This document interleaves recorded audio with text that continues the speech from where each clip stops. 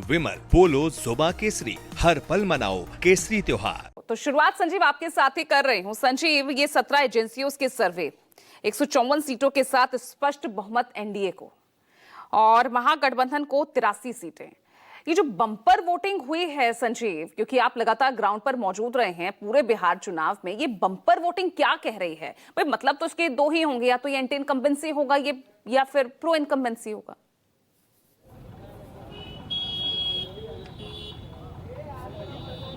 देखिए पूजा, अगर आप इस बम्पर वोटिंग को सिर्फ और सिर्फ चुनाव में नेता जो अपील करते हैं उससे जोड़कर देखती है तो थोड़ा सा ये गलत होगा। इसमें एक और चीज़ मैं जोड़ना चाहता हूँ।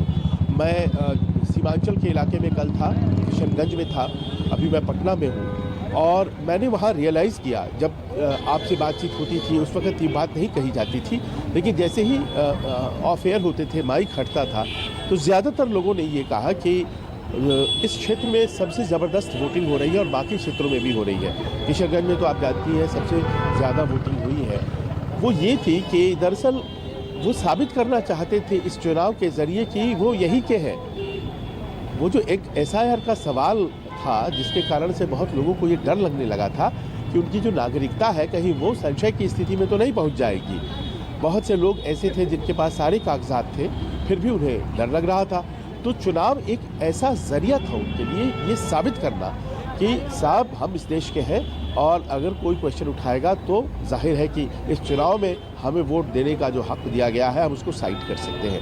ये एक भीतर मन में बैठी एक बात थी जो कभी भी बाहर तो नहीं आई, लेकिन ज़्यादा वोट जो पड़े उसका कारण बनी और ये बम्पर वोटिंग के पीछे एक सबसे बड़ी वजह ये है। लेकिन आप जानती हैं कि बम्पर वोटिंग जब होती है तो उसके कई इंटरप्रिटेशंस अमूमन होते रहते हैं। पहले के ज़माने में होता था कि ये एंटी इनकम्बेंसी का द्योतक होता है, लोग बाग सरकार बदलने के लिए बाहर आते हैं, लेकिन कई राज्यों में कई बार ये साबित हो चुका है कि ये प्रो इनकम्बेंसी का भी द्योतक होता है। और आपने कई बार इंटरैक्शंस में देखा भी होगा, महिलाओं की जो तादाद थी वो मतलब आपको आश्चर्य होगा कि जिस तरह से वो बाहर आई ही नहीं बल्कि अपनी बातों को उन्होंने खुल कर के रखा, जो प्रोबेबली इस सबसे बड़ा मार्कर है इस इलेक्शन का कि वो जिन जिन वोटर्स ने फ़ायदा उठाया था उन्होंने खुल कर के ये कहा कि हमें इस सरकार से ये फ़ायदे हैं और इस लिए हमें ये सरकार चाहिए, कंटिन्यूएंस चाहिए। आपने बहुत बार सुना होगा।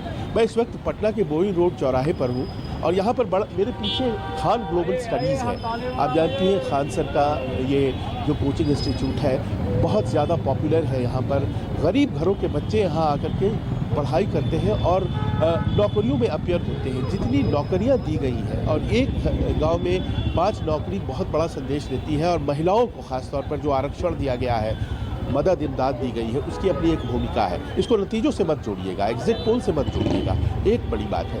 दूसरी बड़ी बात है कि तेजस्वी का ये one of the best elections कहा जाएगा, क्योंकि जिन जिन सीटों पर आरजेडी लड़ रही थी वहाँ उसको मैच करना इम्पॉसिबल था। वो ज़बरदस्त वोट बैंक के साथ आ रही थी और वहाँ पर शायद उसको टक्कर देने में सब किसी को दिक्कत होगी। इस तरह का उसका एक कंसोलिडेशन था। जाहिर है जीत हार होगी, लेकिन उसका अपना प्रदर्शन बहुत ज़बरदस्त होगा। लेकिन दिक्कत है कि बात यही आकर के रुक जाती है। उसके बाद जो उनके सहयोगी हैं, और उसमें मैं कांग्रेस का भी नाम लेना चाहूँगा, बाकी लोग तो है ही वीआईपी और दूसरे, केवल लेफ्ट को छोड़ दीजिए अगर आप, तो उस तरह का प्रदर्शन क्या वो मेंटेन कर पा रहे थे जो आरजेडी कर रही थी। और कांग्रेस ने जिस तरह से 60 सीटें ली है, क्या वो उस लायक थे? इसको भी एग्जिट पोल से मत जोड़िएगा और नतीजों से मत जोड़िएगा, लेकिन ये एक आत्मावलोकन के लिए ज़रूरी हो जाता है कि अब चुनाव ख़त्म हो गए हैं तो क्या 60 सीटों के लायक है कांग्रेस बिहार राज्य में? ये एक अपने आप में बड़ा प्रश्न है। तो 143 तक तो बहुत अच्छा चलता है, उसमें 20 जोड़ दीजिए CPI-ML का, 163 तक तो बहुत अच्छा चलता है, खूब लड़ाई चलती है। लेकिन जो रेस्ट ऑफ द 80 है उसमें हम और आप बिना किसी एग्जिट पोल के आंकड़े के थोड़े से कमज़ोर पड़ जाते हैं कि नहीं, ये हम कह नहीं सकते कि सहयोगी कैसा कर रहे हैं। अब इसी पिक्चर को कंट्रास्ट कीजिए दूसरी तरफ, 101 बीजेपी जेडीयू यानी कि 202 सीट्स पर जो है ये ज़बरदस्त फाइट देने वाले दो पार्टियां खड़ी है जो पिछले साल 2005 से लगातार साथ लड़ रही हैं, सिवाय 2015 के। ये बहुत अच्छा। बाकी के मान लीजिए कि उनके पास जो आंकड़ा 80 है, इनके पास वो आंकड़ा 41 का है, जिसमें कि एलजेपी जिसमें कि हम और कुशवाहा जी आते हैं। इसमें अगर मान लीजिए ये तीनों एवरेज प्रदर्शन भी करते हैं तो बेहतर प्रदर्शन करने की गुंजाइश वाले दो दल जेडीयू और बीजेपी वहाँ पर ज़्यादा सीटों पर लड़ रहे हैं। बेहतर प्रदर्शन करने वाले इस महागठबंधन में जो दल हैं वो कम सीटों पर लड़ रहे हैं, 163 पर लड़ रहे हैं। तो ये एक बहुत बड़ी वजह हो सकती है। मैं ये कतई नहीं कह रहा हूँ कि जो एग्जिट पोल आए हैं वो सही है और बहुत बुरी तरह से गलत भी होते हैं, पर ये जो मैच का मुजरिम निकालते हैं ना, जब क्रिकेट मैच हो जाता है और इस बात को मानते हुए कि नतीजे कुछ भी आ सकते हैं, मैं इस बात को ग्राउंड पे महसूस कर रहा था कि तेजस्वी ने बहुत सटीक तरीके से जो महिला फैक्टर थी उसको बहुत पहले पढ़ लिया और उसको काउंटर करने के लिए उसने अपनी तरह से योजनाएं भी लाई, एक के बाद एक ताबड़तोड़। लेकिन क्या होता है कि one bird in the hand is better than two birds in the Bush.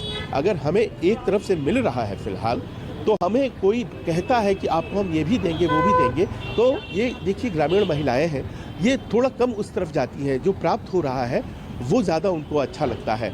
और एक आम तौर पर जो यहाँ पर महिलाएं हैं, ख़ास तौर पर जो लोअर सेक्शंस में है, मैं इस शब्द को इस्तेमाल करूँ ना करूँ लेकिन फिर भी संदेश के लिए, तो वहाँ पर मैं पा रहा था कि नीतीश के राज के लिए उन्होंने अपनी तरफ से प्रयास किया था बाहर निकल करके। तो ये तमाम ऐसे फैक्टर्स हैं जो बताते हैं कि यही डिटरमिन कर रहे हैं। अब इसमें से ज़्यादा फैक्टर्स अगर महागठबंधन के लिए हैं तो महागठबंधन वाले जीत जाएंगे, अगर ज़्यादा फैक्टर्स एनडीए वालों के लिए हैं तो एनडीए वाले जीत जाएंगे। चलिए ठीक है संजीव।